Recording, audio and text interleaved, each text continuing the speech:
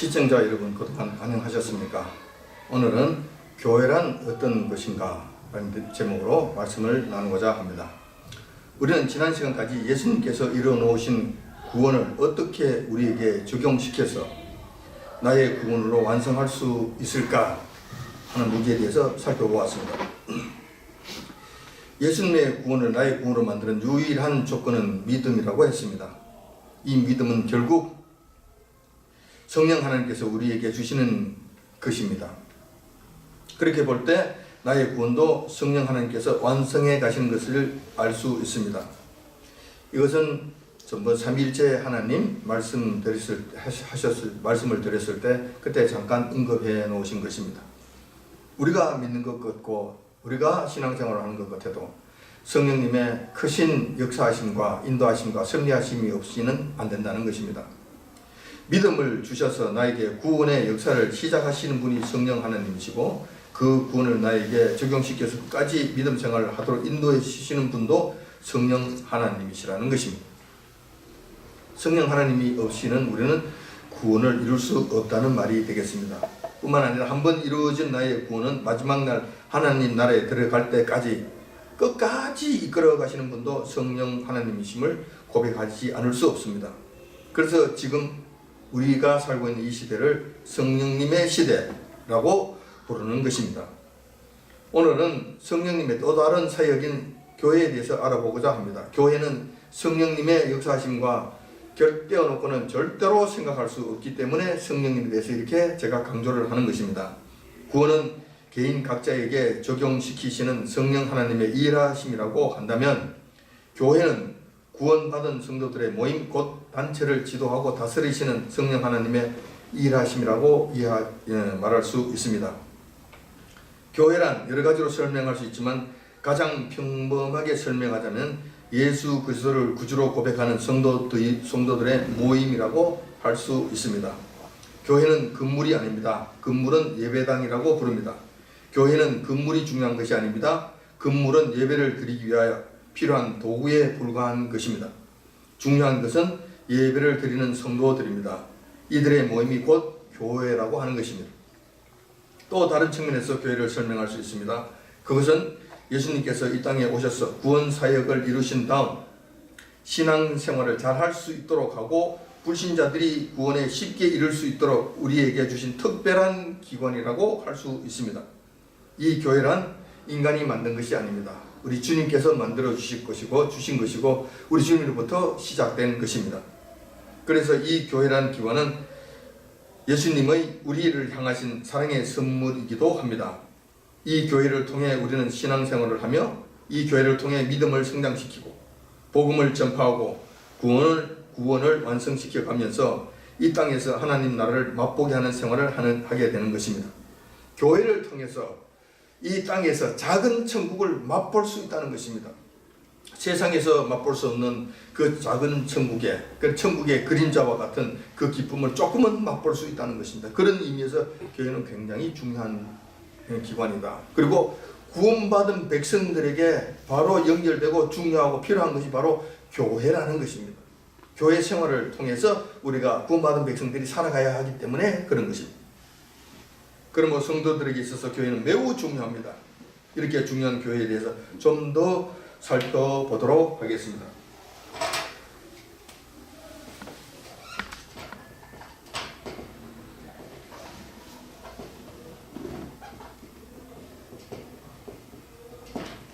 자, 우리 성도들의 모임이라고 제가 조금 전에 설명해 드렸습니다. 이것을 히브리어로 헬라어로 에클레시아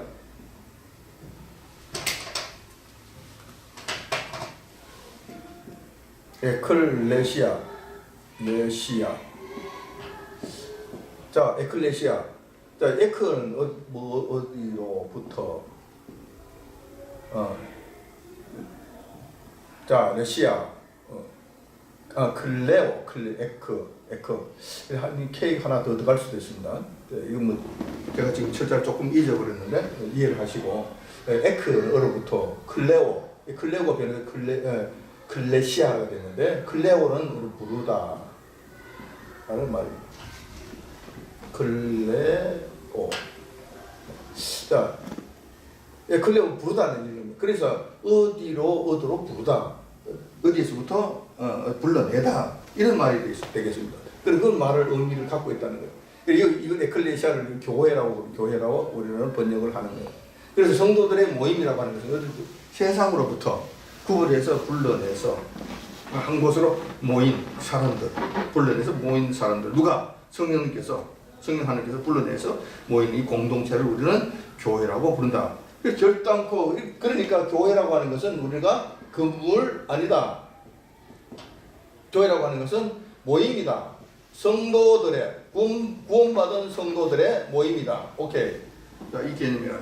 자, 이것을 머리에 잘 염두에 두고 이 교회에 대해서 이렇게 살펴보시면 되겠습니다. 자, 왜 중요하냐?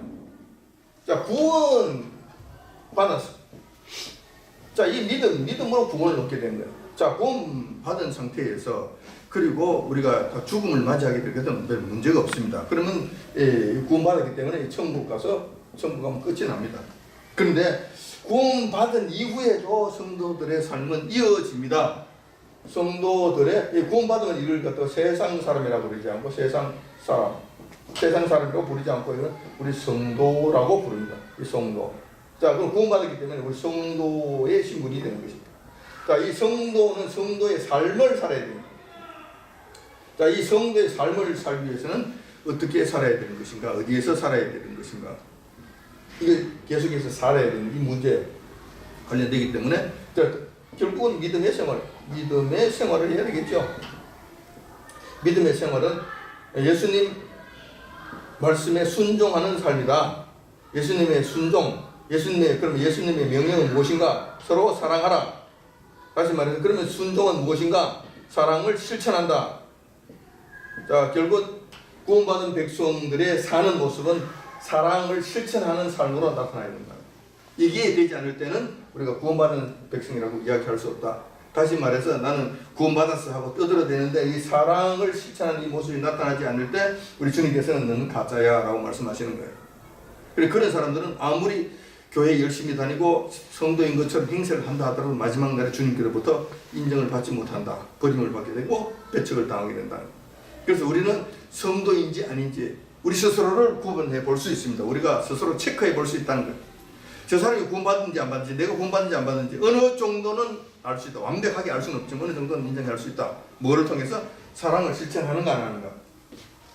이걸 통해서 우리가 체크를 할 수 있다. 네. 그런데 이것이 완벽하다고는 하지 마십시오. 심판의 권한은 우리 주님께 있고 우리 주님께서 모든 심판하시기 때문에 그때까지는 우리 누구도 뭐라고 이야기할 수 없습니다. 단지 대충 감은 잡을 수 있다. 대충 감은 알 수 있다. 자, 그런 측면에서 이 교회는 굉장히 중요한 기관이다. 교회에 대해서 한번 계속 살펴보도록 하겠습니다. 교회는 종류가 있습니다.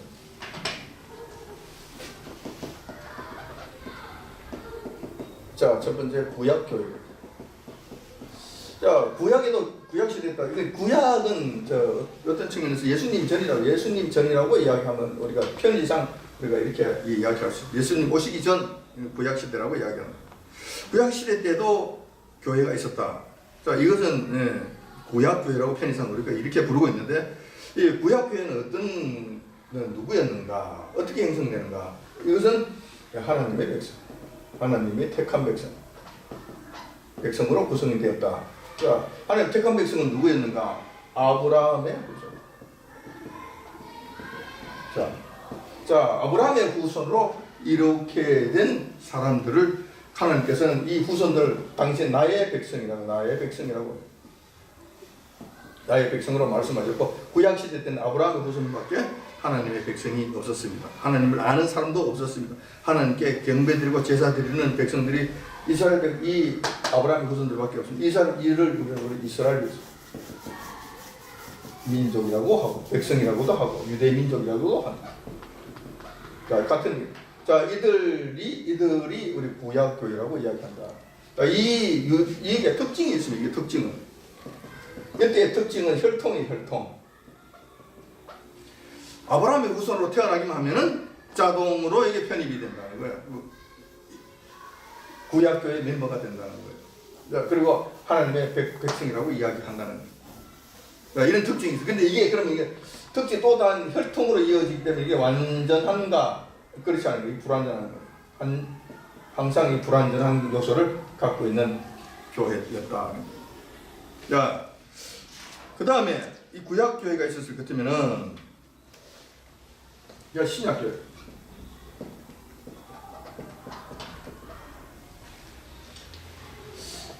자, 여기 대해서 조금 더 말씀을 드릴 수가 있는데, 이 구약 교회가 아브라함으로부터 시작이 됐습니다만은 결정적으로 이것이 결성되는 그 계기가 하나 있었어요. 여러분들이 잘 아시는 바와 같이 시내산에서 출애굽 후에 시내산에서 하나님과 이스라엘 백성들 사이에 계약이 이루어집니다. 계약, 이것을 갖고 약속이라고 하고 이건 언약이라고 하는데, 자, 이때 약속을 합니다.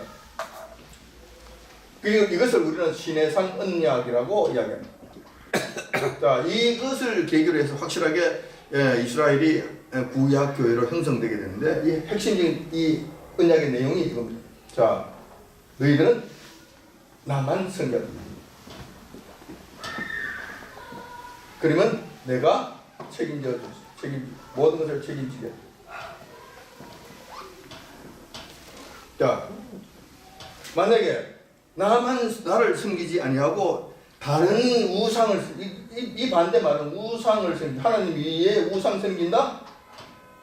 자, 이건 내가 책임지지 않는다. 책임 없다. 사탄에게 맡겨버리겠다. 다시 말해서 이 책임 없음 뿐만 아니라 여기 들어가서 내가 거기에 대한 책임을 묻겠다. 어떻게? 너희들 잘못한 데 대한 징벌로 책임을 묻겠다. 자, 좋으냐? 하겠는가? 그렇게 하겠는가? 그러니까 이스라엘 백성들이 그렇게 하겠습니다 하고 약속을 한 거야. 약속을 하고, 그러니까 짐승을 잡아서 그래서 제사를 드리고, 짐승이 피로서 그들은 약속을 맺는 거예요. 다시 말해서 내가 이 약속을 지키지 못하면은 이 짐승과 같이 죽임을 당했습니다라는 것을 약속을 하고 이 계약을 맺게 되는 거예요. 그러니까 이렇게 함으로 해서 구약 시대 때 이스라엘 백성들이 하나님의 교회로 구약 교회로 정식으로 형성되게 됩니다. 자, 이 시내산 언약은 나만 섬겨라는 거예요. 그러면 내가 모든 것을 책임져 주시겠다. 복도 주시겠다. 그리고 영원한 생명도 주시겠다. 외부로부터 침입도 막아주시겠다. 너희들 먹고 살고 잘 살고 하는 이 모든 것들을 내가 주시겠다. 지혜도 주시겠다. 청명도 주시겠다. 모든 것을 책임져 주시겠다 말씀하셨습니다. 자, 이거 너무 쉽잖아요. 이거 하나님 한 번만 섬기면. 선악과 사건하고도 똑같아요. 선악과 따먹지 말라. 이거 하나만이에요. 하나만 할 것 같으면 모든 것을 하나님께서 다 책임져 주시고 똑같은 원리. 자, 반대로 이제 신약교회가 있습니다. 자, 신약교회는 예수님 오심으로 시작된 것입니다. 자, 근데 이것은 지금의 교회를 말하는, 지금의 교회를 말하는. 자, 예수님 오심으로부터 시작이 된 것인데, 처음에 예수님께서 이 일을 처음 시작을 하신 거예요. 하셔서 처음에는 예수님 한 분으로부터 시작하셔서 한 분이 결국 이 땅에 3년 6개월 동안 계시면서 3년 6개월 동안 사역을 하시면서 제자들을 만드십니다. 여러분 잘 아시던 12명의 제자들을 만드십니다. 마이너스 1명, 나중에 가서 플러스 1명이 됩니다. 그래서 결국 또 12명으로 가게 되는데, 여러분 마이너스 1명 누군지 아시죠? 유다가 그 다음 나중에 또 한 명이 또 들어오게 됩니다. 이게 누군지 아세요? 마띠아라는 사람. 대신 마띠아라는 사람이 다시 유다 대신으로 이 자리에 들어오게 됩니다. 그래서 결국 12명을 다시 채워지게 됩니다. 자, 요것이 변화됩니다. 예수님이 부활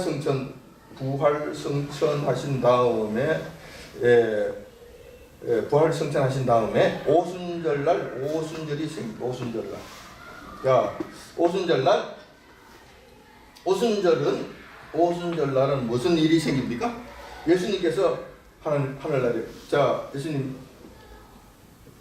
이 땅에 세상 초림하셨습니다. 말구유에서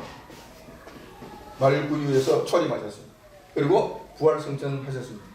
자, 요 기간 동안은 우리가 예수님의 사역 기간. 이거 신약이잖아요, 그죠? 여기를 우리가 신약이라고 이야기한다.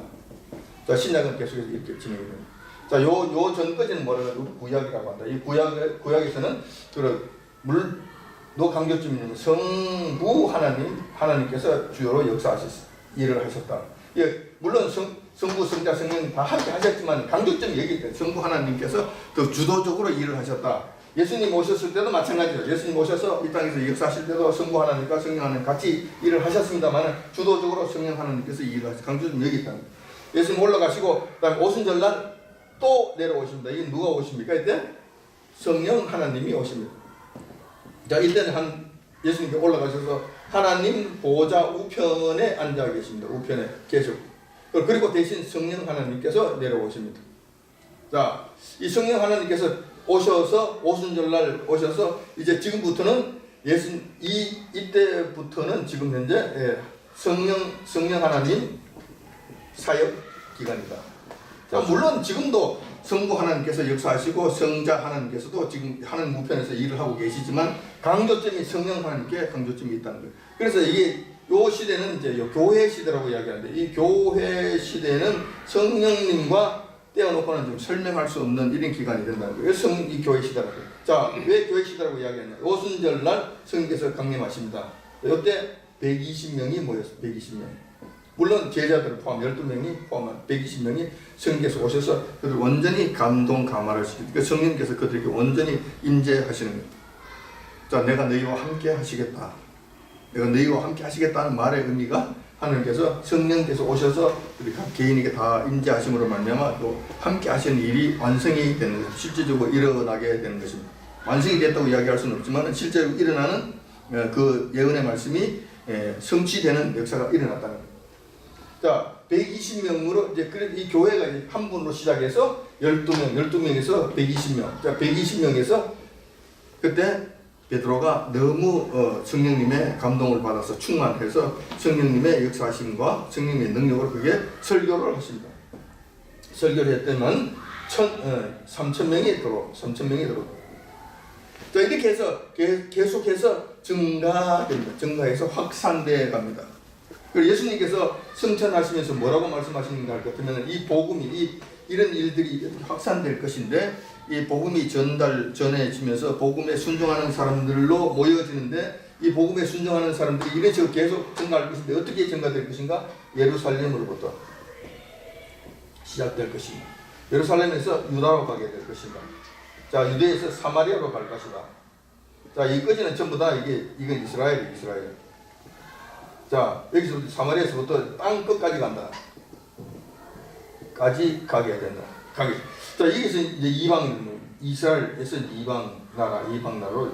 자, 이렇게 해서 땅 끝까지 전부 다 전진하고 가고 해서 유럽을 통해서, 영국을 통해서, 미국을 통해서, 그 다음에 우리나라를 통해서 중국으로 넘어가고, 중국에 많은 거부가 있고 좀 이상한 일도 있지만 아무튼 중국에 복음이 들어가고. 중국을 통해서 다시 또 계속 서진을 하게 되는 거예요. 자, 근데 여기서 지금 막혔어요. 땅까지 가야 되는데 땅까지 못 가고 지금 막혔어요. 그것이 바로 이슬람 국가. 가서 인도에도 어느 정도 들어갔어요. 근데 방해를 받고 있지만 인도도 어느 정도 들어갔어요. 근데 그 인도 이후에 이란, 이라크 이런 나라, 시리아 이런 나라들은 지금 아직도 복음을 받아들이지 않고 있고 막고 있는 거예요. 아직 땅 끝까지 아주 정거되지 못하고 여기서 막히고 있다는 거예요. 조만간 이것이 이슬람 국가가 무너지고 하나님 우리 주님께서 말씀하신 땅 끝까지 복음이 정거되는 일이 일어나게 될 것이다. 그래 주님께서 말씀하시기 때문에 반드시 이 일은 일어나게 될 것이다. 반드시 일어날 것 같은 이슬람 국가는 지금 망하게 될 것이다. 정권이 무너지게 될 것이다. 자, 이것은 우리가 예상할 수 있는 일이라는 거예요.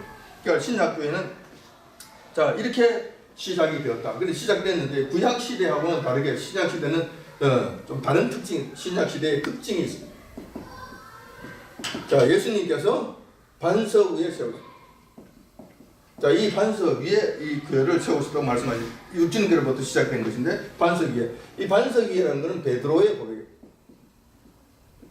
자, 베드로의 고백은 뭐냐면, 주는 그리스도시요.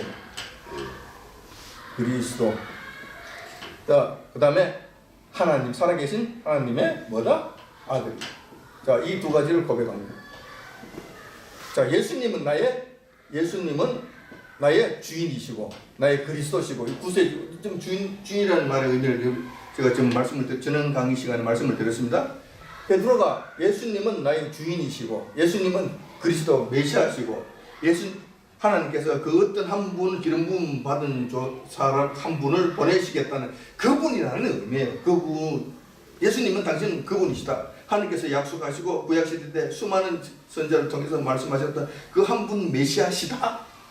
그리고 당신은 하나님의 아들이시다. 하나님과 동일하신 본체시다. 하나님과 같은 분이시다. 같은 특성과 같은 능력과 같은 것들을 갖고 계신 분이시다라는 거예요. 인간이 아니시다는 걸 이야기하는 거예요. 이거 고백하는 거예요. 그러니까 주님께서 이 고백 위에 내가 교회를 세우겠다고 말씀하십니다. 그래서 모든 교회는 기본적으로 이걸 해요. 예수님은 우리의 주인이시고 그리스도시고 하나님의 아들이시라는 이 사실을 확실하게 고백해야 된다. 그런데 여러분들이 잘 아시는 신천지 이만희 같은 경우는 이렇습니다.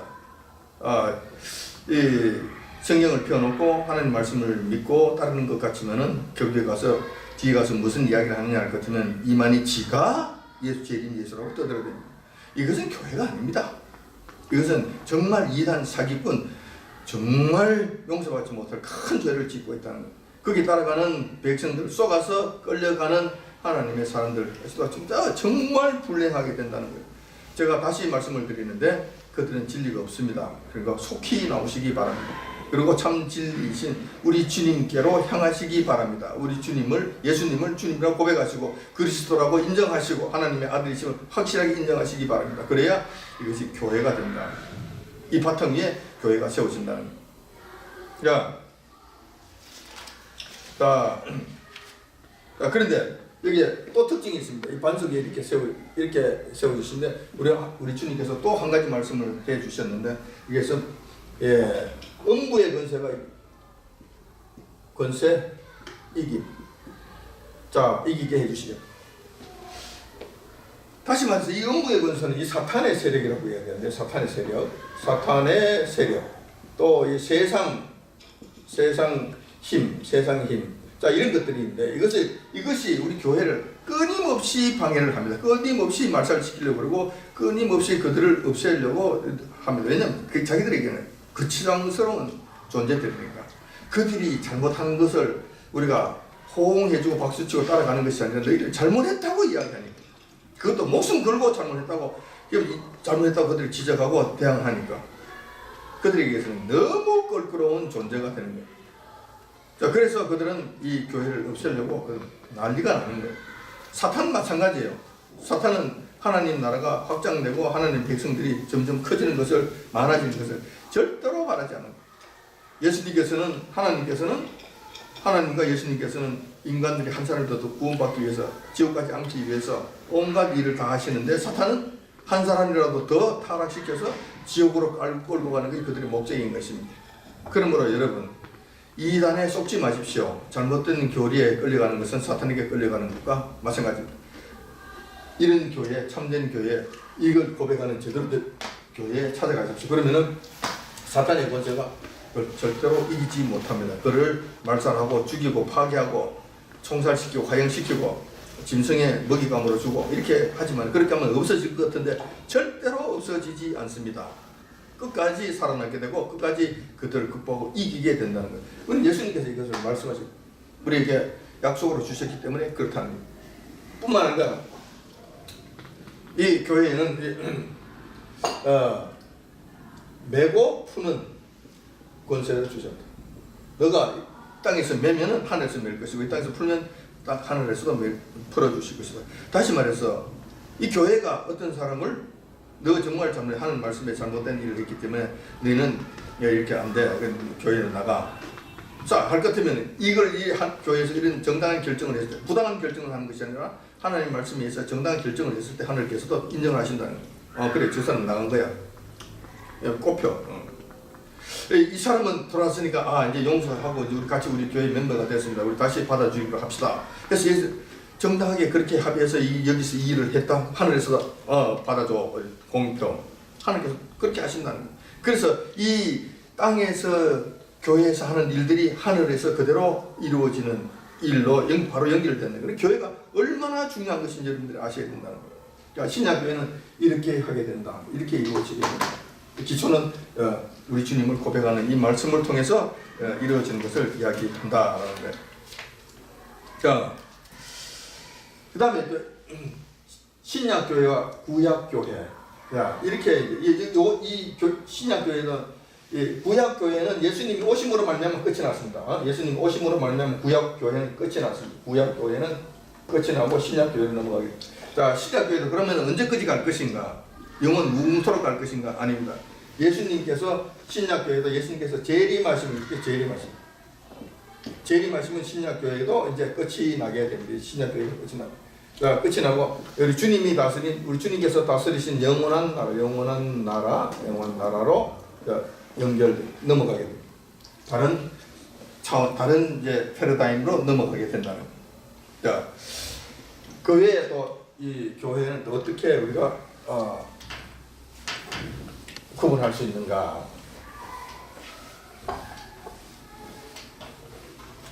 자,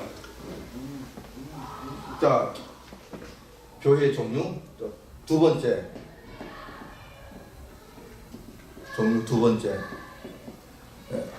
첫 번째는 개인 성도를 우리가 교회라고 이야기한다. 믿는 한 사람 한 사람 또 교회가 될 수 있습니다. 성경에서 그렇게 말씀하셨어요. 왜 그러냐 할 것 같으면은 성경에 고린도전서 3장 16절에 이렇게 기록해 놓았습니다. 너희가 하나님의 성전인 것과 하나님의 성령님 너희 안에 거하시는 것을 알지 못하느냐. 자, 성령님께서 우리 개인 안에 임재하시는 거예요. 임재. 자, 구약 시대 때 우리 개념을 생각해 볼 것 같으면 교회 성전이에요. 성전 안에 하나님께서 임재하시는 하나님의 영광이 하나님의 영광 임재하시는 거 성전에만 이런 일이 있었는데, 자, 우리 이제 신약교회 때는 신약 시대 때는 성령님에 의해서 성령께서 우리 개인에게 임재하시는 일이 생기는 거예요. 우리 안에 들어오신다는 거예요. 우리가 더불어서 사시는 거예요.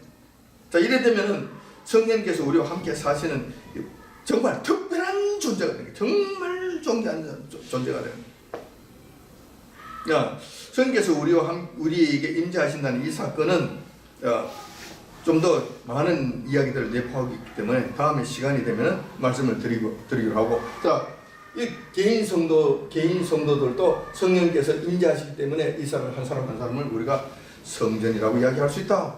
교회라고 이야기할 수 있다. 자, 그러니까 한 가지 일이 생깁니다. 우리 개인이라 하더라도 성령께서 내 안에 계시는 성전이기 때문에 내가 성전이고, 성전은 신약에서는 교회이기 때문에 성령 하나님이 거하시는 곳이기 때문에, 자, 우리는 이 마음을 더럽게 할 수 있다, 내 속을 더럽게 할 수 있다 없다 이렇게 하면 안 된다는 거예요. 성령님께서 계시기 때문에 우리의 속 상태를 더럽게 하면 안 된다. 죄 가운데 계속 노출시키면 안 된다. 우리의 마음을 더럽게 가지면 안 된다. 가장 깨끗한 마음, 선한 마음, 옳은 마음, 서로 사랑하는 마음으로 가득 채워야 된다. 그렇게 하지 않으면 성령께서 굉장히 싫어하시고, 경우에 따라서는 성령께서 나가실 수도 있다. 뭐 그렇다고 해서 성령 한번 오셨다 나가셨다 하는 이런 의미는 아니지만 성령께서 굉장히 불편해 하신다. 그런 일을 하면 안 된다는 거예요. 자, 그런 측면에서 개인 성도를 교회라고 이야기할 수 있다. 그 다음에 두 번째, 성도들의 공동체. 자, 전번에 에클레시아라고 말씀했을 때 그 뭐로부터 어디로 교회, 지금 현재 우리가 보고 있고 우리가 다니고 있고 우리가 지금 활용하고 있는 이 교회라는 것입니다. 자, 그렇게 해서 개인도 성도가 되고 우리 성도들의 모임이 공동체도 우리가 교회가 될 수 있다. 자, 여기가 지금 제대로 이해가 되셨으면 좋겠습니다. 그런데 이 교회에게 특별한 교회에게 권세를 주셨다. 어떤 권세?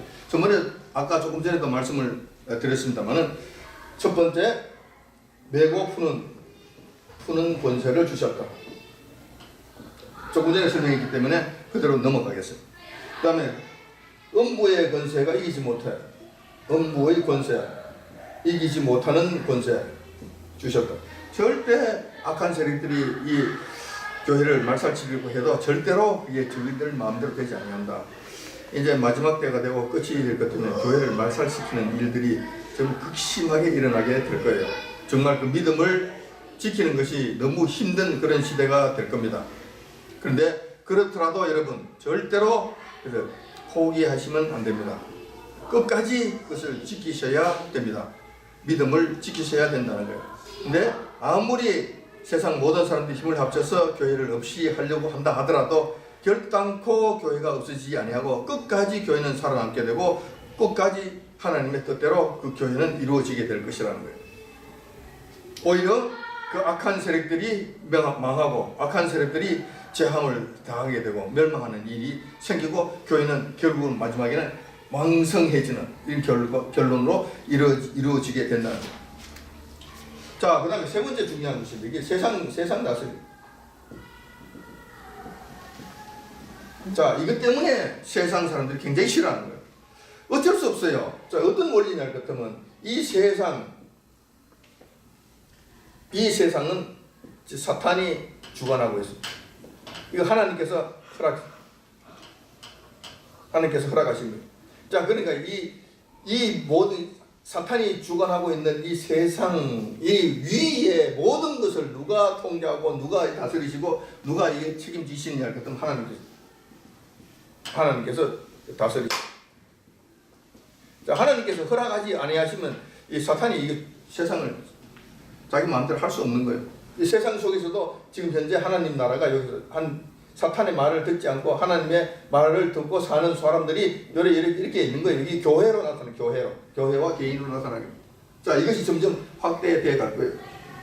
근데 이 사탄이 주관하기 때문에 사탄이 마음대로 하는, 그렇지만 이 사탄이 주관한다고 이야기하는 것은 사탄의 명령에 순종하며 따라가는 세상 사람들이 많기 때문에 그래. 세상이 다수이기 때문에 우리가 세상은 지금 사탄이 주관하고 있는 사탄의 권세 속에 있다고 이야기하는 거예요. 그리고 하나님을 주관하에 사는 이 사람들은 이건 아주 소수에 불과합니다. 아직도 소수에 불과합니다. 자, 그런데 하나님께서는 사탄이 주관하는 자기 마음, 이 마음대로 되는 것이 아니라 하나님 다스리신 하나님의 뜻대로 된다는 거예요. 자, 그런데 하나님께서는 항상 어디에 포커스를 맞추냐 할 것 같으면 이 모든 것에 세상을 다스리시는 세상 역사의 주관자 되시고 세상을 다스리시는 것은 항상 이 교회를 중심으로 다스리신다. 세상을 다스리신다. 자, 이걸 우리는 쉽게 이야기해요. 정치인들이 다스린다. 자, 미국 트럼프가 다스린다. 북한은 김정은이가 다스린다. 자, 이런 사람들에 의해서 세상이 다스려진다고 여러분 생각할지 모르겠습니다. 그러나 절대로 그런 거예요. 그들 마음대로 할 수가 없어요. 그렇게 아니, 그 위에 하나님의 계획과 하나님의 역사하심과 하나님의 다스리심이 더 큰 그 상위 개념에서 온전히 이루어지고 있다는 거예요. 근데 그것은 교회를 통해서 이루어지고 있다.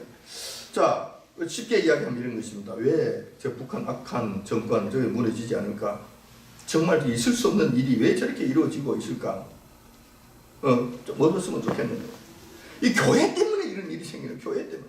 하나님께서는 교회를 통해서 역사하시기 때문에 하나님께서 이 북한 엎어뜨리는 것, 북한 정권 무너뜨리는 것, 그거는 너무 쉬운 일이야. 하루아침에 할 수 있는 거, 얼마든지 하실 수 있는 거. 그런데 이 교회 때문에 이런 일들이 지금도 제대로 이루어지지 않고 있는 거예요. 뭐 이남에 있는 남한에 한국에 있는 교회들의 문제, 교회가 지금 타락했다는 거예요. 하나님 말씀에 제대로 순종하지 아니한다는 거예요. 타락. 자, 하나님께서 순종하지 않고 타락했다는 건 이 죄하고 문제가 있죠. 죄. 하나님 죄를 지을 것 같으면은 자, 하나님을 모르는 사람이 죄를 지었거든 그 지옥에 가는 것이고, 하나님을 아는 사람들이 죄를 지은다. 그럴 때 하나님께서 야단을 치시, 징계를 하시, 돌아오라고 징계를 하시. 자, 교회는 하나님을 아는 사람들이니까 죄를 짓는다. 멸망시키는 것이 아니라 징계를 하시. 어떻게? 정신을 차리라고 징계를 하고. 자, 징계를 하시는데 하나님께서 징계를 하시는 여러 가지 방법이 있습니다. 성경에서 기록해 놨습니다. 징계를 방법 첫 번째가 이게 기근을, 자, 가뭄, 지독한 가뭄이 자꾸 일어난다. 왜 그런가 생각해 봐야 돼요.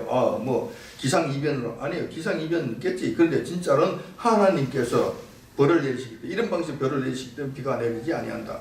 그리고 가뭄이 나타나게 되고 기근이 일어나게 된다. 하나님께서 기근으로 야단을 치시게 된다는 거예요. 그래서 기근이 났을 때 아이고 내가 무슨 잘못했지, 아이고 주님 앞에 잘못한 것을 또 회개하고 다시 그러지 않겠습니다. 그러면 끝나는 거예요. 징계 안 하는 거예요. 안 하시는 거예요. 끝나는 거예요. 징계를 하시는 것이 세상을 다스리시는, 교회를 중심으로 세상을 다스리는 형태로 나타나게 되는 거예요. 전 세상에 가뭄이 나타나니까 교회가 정신을 안 차리고 있는 거예요. 기근이 나타난다니까. 교회만 나타나는 것이 아니라 이 세상 전체가 나타난다니까. 그 다음에 질병이 나타나. 사람들에게도 뭐 전염병 같은 게 나타날 수 있고, 동식물들에게도 전염병이 창궐해서 그냥 뭐 떼죽음을 당하는 이런 일들이 생긴다는 거예요. 왜 죽는 거야? 뭐 위생시설이 잘못돼서 어쩌고 저쩌고 천만의 말씀. 뭐 그런 것도 있겠지만 하나님께서 징계로 보내신, 징계로. 깨끗하게 했는데 왜, 소독했는데 왜 이런 일이 생겼어? 생각해 봐야 돼요. 우리가 하나님 앞에, 교회가 하나님 앞에 범죄했는가 안 했는가 잘 생각해 봐야 된다. 그래서 하나님 앞에 아이고 하나님 잘못했으면 다시 그러지 않겠습니다. 징계 없어져요. 이거 끝난다니까. 그런데 부득부득 말을 안 듣고 이 회초리를 두드려 맞고도 말을 안 듣고 계속해서 그 길로 계속 간다? 그러면 또 다른 세 번째, 전쟁을 벌이죠. 이게 전쟁 상태까지 갈 때도 이게 상당히 심각한 거예요. 말을 하면 많이 안 들었다는 게, 계속 말을 안 들었다는 거예요. 계속해서 깊어지면 이제 전쟁을 벌이시는 거예요. 이렇게 우리나라 이런 일들이 수도 없이 일어났는데도 불구하고 한국 교회가 지금 정신을 차리지 못하고 있어요. 하나님 앞에 온전하게 돌아오지 않는 거예요. 타락한 모습들 많이 보이는 거예요. 죄를 많이 짓고 있는 거예요. 하나님께서 이것 때문에 전쟁을 보내시겠다고. 다음 순서는 전쟁이라. 이거 준비하고 계시는 거예요. 어떻게 전쟁을 할까요? 전쟁을 보내실 것인가? 북한 정권, 아주 지독한 이 정권을 도구로 나와 놓으십니다. 자, 이걸 통해서 전쟁을 일으키려고 하시는 거예요.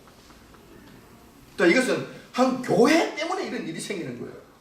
안 그러면 우리 한국 교회가 좀 정신을 차리고 정말 제대로 해서 벌써 북한 정권, 왜냐, 전쟁 일으키실 일이 없기 때문에 북한 정권 벌써 끝났겠죠. 통일이 됐겠죠. 만주까지 수복해서 우리 땅을 만들 수 있었겠죠. 그 지금 한국 교회가 이런 문제가 생겨. 그래서 제가 여러분들에게 과감하게 말씀을 드립니다. 한국 이 나라에 지금 이러한 위기 상황이 온 것, 한국 교회의 문제입니다. 정치인들의 문제 맞아요. 그런데 그게 앞서서 한국 교회가 문제라니까. 한국 교회 때문에 하나님께서 이 땅에 이런 질병을 보내시는 거, 이런 위험을 보내시는 거니까. 그리고 전쟁의 위험을 이 땅에 보내시는 거라니까요. 그리고 북한 정권은 아주 멸망하지 아니하시고 도구를 아주 또 놓고 우리를 위협하고 있는 채찍을 아주 두고 계시는 거예요. 왜냐하면 안 돌아왔기 때문에 마지막에 전부 다 해산시. 뽑아서 완전히 다 흩어버렸어요. 온 세상 완전 뿌리채 뽑아서 흩어버려, 완전 없애버리십니다. 이런 일들 하요. 이런 식으로 간다는 거예요. 자, 이게 전쟁에서 안 되면 우리나라 망해요. 그래도 말 안 들으면 없어져 버려. 이 대한민국 나라 자체가 없어져 버린다니까. 없애버리신다니까 하나님께서. 이거 조심해야 돼. 정말 조심해야 되는 거예요. 그래, 이 단계까지 왔으니까 지금이라도 주님 잘못했습니다고 하면은 회복이 돼요. 다 끝난다니까. 북한 금방 무너진다니까. 그래서 이 세상 다스리는 권세를 주셨는데 이 교회를 통해서 하나님께서 이렇게 역사하시기 때문에 세상의 모든 역사가 이런 식으로 교회를 중심으로 해서 일어나게 된다는, 교회를 중심으로 해서 이런 일들이. 그래서 이 북한 문제, 지금 현재 남한의 이 위기 상황, 이 모든 것을 해결하려면 가장 좋은 방법은 교회가 정신 차려. 교회가 제자리를 찾는 거예요. 교회가 회개하고 제자리를 돌게 쓰러지게 될 것 같으면 이 모든 건 자동적으로 해결 다 끝나버려요. 누가? 하나님께서 다스리시기 때문에 하나님께서 다 이루어 주신다. 안 하고 계속 부득부득 우긴다? 더 큰 문제가 생기는 거예요. 그래서 이 교회를 통해서 세상이 다스려지고 세상이 움직여진다는 거예요. 자, 그러면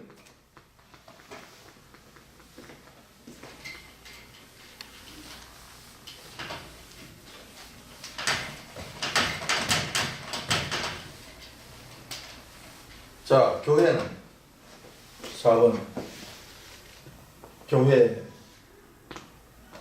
정의라고 이야기해야 되나? 자, 교회는 이 세 가지가 있어야, 최소한 이 세 가지가 있어야 우리가 교회라고 이야기한다. 사람이 모였다고 해서 교회야? 교회 아니에요. 이 교회에는 반드시 이 세 가지는 있어야 된다. 그래야 우리가 교회라고 이야기한다. 자, 첫 번째 뭐가 있어요? 바른 말씀, 선포가 있어요. 자, 바른 말씀은 다른 말로 이야기하면 뭐가 되겠습니까? 이게 진리가 된다. 진리는 곧 뭐다? 하나님 말씀. 진리에 대해서 이제 말씀드립니다. 그러니까 이게 바로 증거돼야 됩니다. 그러니까 하나님의 이름을 도용해서 엉뚱한 말하면 절대로 안 된다는 거예요. 그러니까 말씀을 전하는 사람들은 하나님께서 왜 이 말씀을 하셨는가, 하나님의 뜻이 무엇인가 반드시 바르게 알아야 돼요. 바르게 알아서 바르게 전해야 된다니까. 그렇지 않으면 더 이상 교회라고 이야기할 수 없다는 거예요. 자, 이 기준에 의할 것 때문에 이단 교회가 너무나 많아요. 지금 수많은 교회 강단에서 하나님 말씀이라고 전하는 이 말씀 중에서 바른 말씀이 과연 얼마나 되는가? 바르지 못한 말씀은 얼마나 많을까? 하나님 뜻과 상관없는 말들 하는 데가 얼마나 많을까? 이것은 전부 교회라고 이야기할 수 없는 거예요. 그래서 이런 교회에 다니시면 안 된다. 여러분, 이런 교회에 다니지 마시라. 참된 교회를 찾으시라. 바른 말씀이 선포되고 있는 그곳을 찾아서 가시라. 여러분들의 신앙은 여러분들 스스로가 지켜야 된다는 거예요. 그 누구도 책임지는 것이 아니다. 제가 지금 여러분들에게 이렇게 말씀해서 가르쳐 주셨기 때문에 이 말씀을 듣는 분들은 경각심을 가지고 자기 신앙을 지키시라. 바른 교회를 찾아가서 바른 신앙을 하셔라.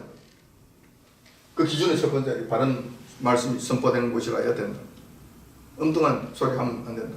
성경을 펴놓고 딴소리 하면 안 된다. 하나님과 상관없는 소리를 하나님의 이름으로 떠들어대는 것은 정말 큰 화를 입게 된다.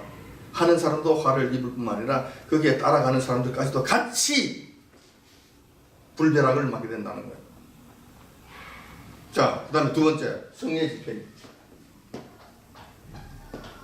이 성례가 바르게 집행이 돼야 돼요. 성례는 두 가지로 나타납니다. 첫째는 성례 식, 성찬식.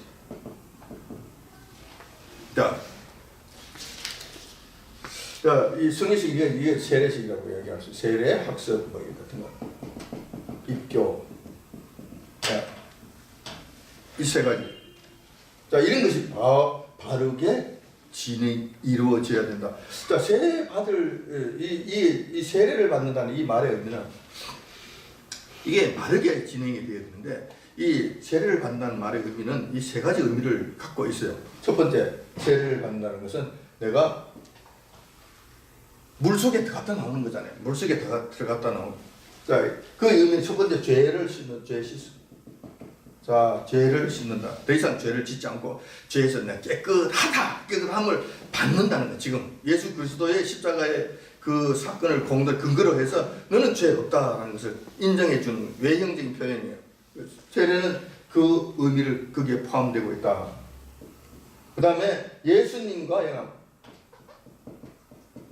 물속에 들어간 것은 우리가 죽음을 상징하는 거예요. 예수님께서 십자가에 돌아가실 때 예수님께 어깨에 우리가 같이 있었다. 우리 죄가 거기 같이 함께 있었다. 그리고 예수님께서 십자가에 돌아가실 때 나도 죽었다는 거예요.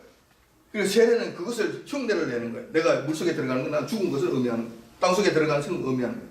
그리고 일어나는 것은 예수님이 부활하실 때 다시 살아난 것과 같이 다시 살아난 것을 의미한다.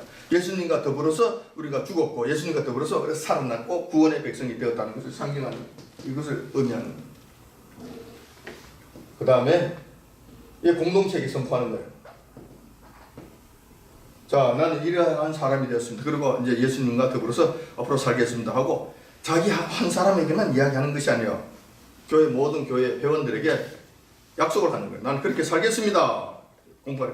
저 사람 이제 세례 받았네. 세례 받았으니까 세례 받은 사람이 그지. 저 그렇게 살면 안 되지. 맨날 술이나 먹고 해롱해롱하고 돌아다니면서 길바닥에 오줌이나 싸고 이렇게 다니면 안 되지. 세례 받았으니까 이렇게 되는 거예요. 이렇게 할 수 없는 이게 약속이 되는 거예요. 그러니까 세례라고 하는 것은 이런 공동체의 선포, 거룩한 삶을 살겠다는 이 선포를 공동체 앞에 하는 의미를 갖고 있다. 그러기 성경에서는 이렇게 해서 중요한 거예요. 그래서 이 걸맞는 사람들에게 세례를 줘야 돼요. 계속해서 어쩔 수 없이 술 마시고 이제 전봇대비들이 오줌을 싸는 이 사람에게 세례를 주면 안 되는 거예요. 그렇게 하지 않을 각오가 돼 있는 사람에게 이렇게 세례를 줘야 된다는 거예요. 이런 바른 성례가 바른 이 세례식이 집행이 되야 됩니다. 자, 성찬식은 자, 이 세례 중에 유아 세례가 있는데, 자, 유아 세례 때문에 우리가 이런저런 말들이 많아요. 자, 이 장로교에서는 이 유아 세례를 인정하고, 이 장로교 측에서는 인정을 하고, 침례교 측에서는 이건 인정하지 않습니다. 이건 안 된다고 그래요. 근데 우리 장로교에서 이 유아 세례를 인정하는 그 근거는 이렇게 되는 거예요. 자, 하나님께서 아브라함에게 약속을 하신 내 백성이 되었다는, 내가 택하셨다는 이 증거로, 그들에게 그 증거로 할례를 하라고 말씀하십니다. 너뿐만 아니라 너 가족도 전부 다 할례를 하라고 말씀하십니다. 그래서 그 명령에 의해서 아브라함은 자기 아들 이삭을 8일 만에 할례를 합니다. 하나님 백성이 되었다는 증거죠. 이게 8일 만에 한 거예요. 이때 당시 이삭은 자기 믿음도 없고 아무것도 몰랐죠. 그런데 아브라함이 이건 하나님의 백성이 됐다는 증거로서 하나님 명령에서 이걸 하는 거예요. 그래서 이 근거에서 유아세를 하는 것은 부모가 이 아이를 믿음으로 잘 키우겠다. 이 고백과 마찬가지예요. 믿음으로 잘 키우겠다. 잘 성장시키고 잘 양육하겠다는 이 고백, 믿음의 고백이 아이의 고백이 아니고 부모의 고백이 되는 거예요. 자, 그 다음에 그러면 이 아이가 전부 다 자동적으로 그 믿음에 완전히 끝나게 된 것인가요? 자기 아이가 자기 믿음을 고백할 수 있을 정도의 나이가 됐을 때, 그러니까 스스로의 어느 일정한 나이가 되었을 때, 스스로 판단하는 나이가 됐을 때 본인이 직접 신앙 고백을 해요. 그러니까 이 고백 안 하면 이거는 유아세례는 아무 의미가 없어요. 근데 나중에 신앙 고백을 하게 될 것 같으면 이 사람은 바로 이 입교인이라고 인정을 해요. 그 세례 받은 사람과 같이 우리가 인정을 해준다는 거예요. 그런 측면에서 유아세례는 아무런 문제가 없다. 유아세례 안 받아도 상관없겠지만 유아세례를 받는 것이 우리 신앙생활 하는데, 자녀를 양육하는데, 믿음으로 키우는 데 있어서 유익하다. 그런 측면에서 우리 유아세례를 인정한다. 이걸 극구 반대할 이유도 없다. 반대하지 말아라. 야, 그리고 또 굳이 이거는 본인의 믿음의 문제니까 본인의 믿음이 고백되지 않은 가운데서는 세례를 줄 수 없다. 그리고 굳이 하시고 싶지 아니하시다면 하지 마세요. 그리고 본인이 다 성장했을 때 이게 세례를 주시면 돼. 학습을 거쳐서 세례를 주시면 돼. 별 문제 없어요. 근데 어느 것이 더 유익한 것인가? 이것도 문제 없고 이것도 별 문제는 없는데 어느 것이 더 유익한 것인가? 난 유아 세례를 주는 것이 더 유익하다고 생각합니다. 나는 유아 세례 사람이야. 유아 세례를 받은 사람이야. 어릴 때부터 신앙생활 잘해야 돼. 얼마든지 이야기할 수 있는 유익이 있기 때문에 이건 하는 것이 맞다. 자, 그 다음에 이제 성찬식. 성찬식, 이것은 예수님께서 제정하신 거예요. 어떻게 예수님 십자가에 돌아가시기 전날 밤에 제자들에게 정해 주신 이게 한 예식이에요. 자, 핵심은 이거예요. 이것을 통해 나를 개념하는, 예수님 나를 기억하라는 거예요. 뭐를 기억하라는? 죽으심을 기억하라는 거예요. 어떻게 죽으심? 십자가의 죽으심을 기억하라는 거예요. 언제까지? 내가 다시 오실 때까지, 재림하실 때까지. 자, 그러니까 예수님 재림하시면은 이건 성령이 더 이상 소용이 없게 되면 할 필요가 없게 돼요. 근데 오실 때까지 하는 거예요. 자, 근데 어떻게 기억을 하느냐 같으면 예수님께서 십자가에 돌아가실 때 완전히 죽으신 것을 표현하시는데 두 가지로 표현하십니다. 몸이 완전히 찢기심. 찢기심. 자, 몸이 이게 쉬우신가 모르겠습니다. 완전히 찢기심, 몸이 완전히 찢기심. 그 다음에 완전히 피를 흘리심. 아주 비참하게 힘들게 정말 고통스럽게 죽으셨다는 것을 의미하는 거예요. 이 두 가지를 기억하라는 거예요. 이렇게 죽으셨다는 것을 기억하라는 거예요. 뭐를 통해서? 자, 이게 떡과 빵, 이건 빵이죠. 빵. 포도주를 통해서. 자, 이 포도주는 이걸 마실 때마다 뭐를 기억하라는 거예요? 예수님께서 피를 흘리신 거, 십자가 안에서 그렇게 고통스럽게 피 흘리신 것을 기억하라는 거예요. 자, 이 떡을 먹을 때는 뭐를 기억하시라? 예수님 몸이 창에 찔리시고 찢기시고 그렇게 고통받으신 것을 기억하라는 거예요. 우리를 위해서 이렇게 또 대속해 죽으시고 고통 속에 죽으셨다는 것을 이걸 연극을 통해서 행동을 통해서 퍼포먼스를 통해서 기억하라는 거예요. 자, 이렇게 하면 우리가 항상 이걸 할 때, 이 성찬식을 할 때 평소에는 좀 이렇게 좀 이렇게 설치다가도 성찬식 하게 될 것들은 우리가 조용해져요. 그리고 좀 숙연해져요. 그리고 좀 해도 슬퍼하려고 애를 쓰는 척이라도 해요. 그리고 혹시 내가 잘못하지는 않았나 하는 이 생각을 하게 된다니까, 성찬식 할 때는. 그러니까 이 성찬식이 신앙생활하는 데 있어서 유용하다. 그래서 교회에서는 반드시 성례가 바르게 집행이 되어야 된다. 자, 이때 성찬식을 할 때 죄를 지었다. 죄 가운데 있고 마음에 양심이 특히 문제가 있는 이 사람들은 스스로 받지 말라고 하는 게 참여하지 말라는 거예요. 여기 참여하는 것이 너무 죄의 용서함을 받고 해야 되지, 이 상태에서 하는 것은 옳지 않다는 하지 말라는 거예요. 이걸 제안을 두신 거예요. 그래서 요즘 성찬식 같으면 너나 할 것이 전부 다 무조건 받아 먹는 줄 알고 그냥 떡 먹듯이 먹고 술 마시듯이 마시고 있는 난리가 지금 그렇게 하면 안 돼요. 정말 내가 이걸 받을 자격이 있는가 없는가를 다시 돌아보고 하지 말아야 될 사람 스스로 하지 말아야 돼. 자기 양심껏 하지 말아야 돼. 참여 안 하는 것이 좋다. 하지 말아야 돼. 그리고 참여하고 싶을 것 같으면 그 전부터 한 일주일 전부터 한 달 전부터 조심하세요. 그리고 제 용서를 받고 회개를 하고 깨끗하게 된 상태에서 받으시라. 이게 바르게 성례를 집행하는 거죠. 성찬식을 집행하는 원리가 된다는, 이것이 교회 안에서 지금 바르게 이렇게 이루어져야 된다는 거예요. 그래야 교회라고 이야기할 수 있다. 다음에 세 번째 또 중요한 것은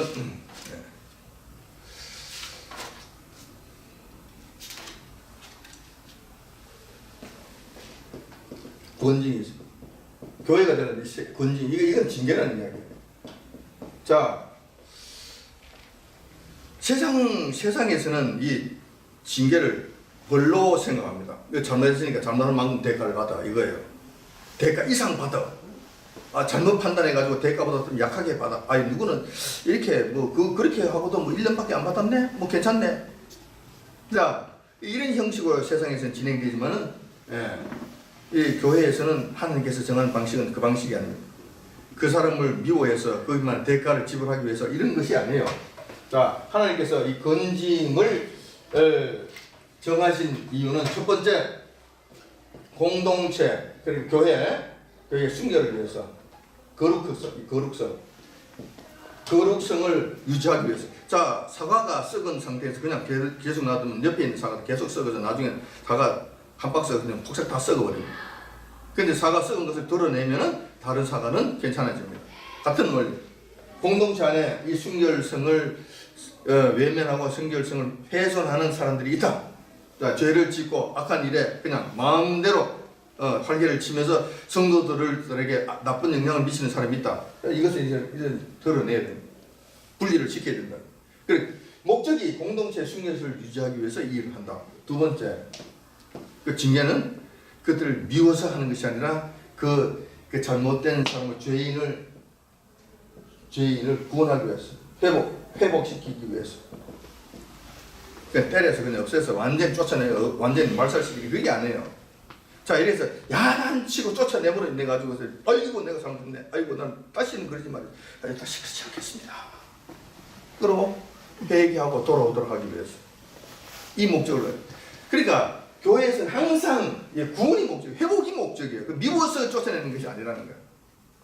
그 과거 우리 교회 애들 가끔씩 징계를 할 때, 권징할 때 볼 것 같으면은 뭐 회의를 해가지고 쫓아내는데 미워서 쫓아내버리는 경우가 상당히 많았어요. 그래서 그들이 앙심을 품고 다른 교회에 가버리고 뭐 어쩌고 교회를 나가서 교회를 훑들고 뭐 이런 일들이 생겼는데 그건 원래 성경에서 말씀하신 교회의 권징의 목적이 아니에요.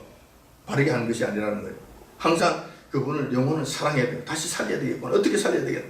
야단을 쳐서 다시 회복해서 다시 돌아오게끔 정신 차려서 다시 교회 회원 멤버로 다시 돌아올 수 있다. 순결을 한 사람으로 다시 회복되게 하기 위해서 이걸 한다는 거예요. 이걸 늘 기억해야 돼요. 그래서 이걸 할 때는 조심해야 된다. 그리고 항상 성령님의 도우심